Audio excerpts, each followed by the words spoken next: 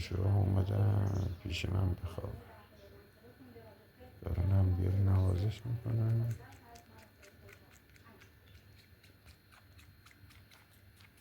نه چه عادتیه.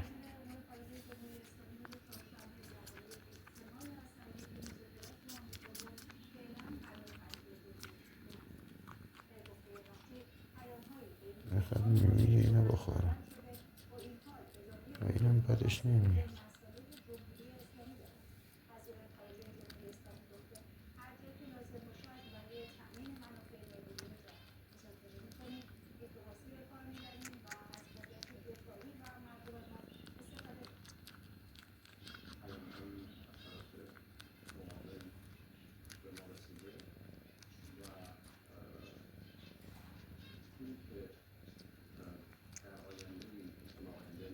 اون احساس رضایت میکنه، نمیدونم چه حکایتیه تو این سال.